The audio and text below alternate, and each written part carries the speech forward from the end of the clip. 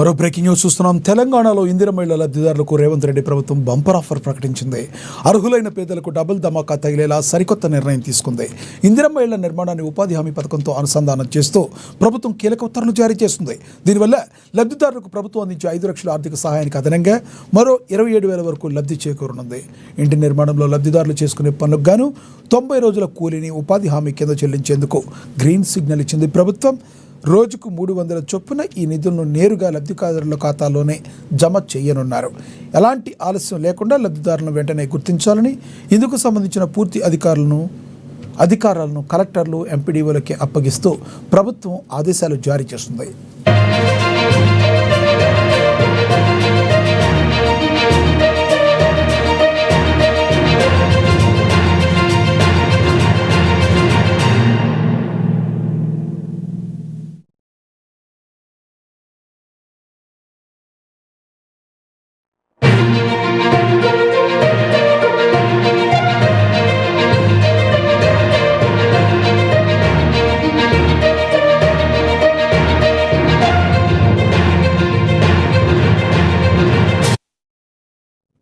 తెలంగాణలో ఇందిరమ్మ ఇళ్ల లబ్ధిదారులకు రేవంత్ రెడ్డి ప్రభుత్వం బంపర్ ఆఫర్ ప్రకటించింది.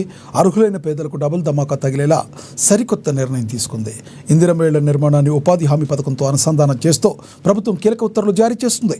దీనివల్ల లబ్ధిదారులకు ప్రభుత్వం అందించే 5 లక్షల ఆర్థిక సహాయాన్ని అదనంగా మరో 27,000 వరకు లబ్ధి చేకూరనుంది.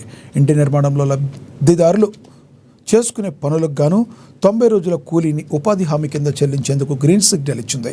రోజుకు 300 రూపాయల చొప్పున ఈ నిధులను నేరుగా లబ్ధిదారుల ఖాతాల్లోనే జమ చేయనున్నారు.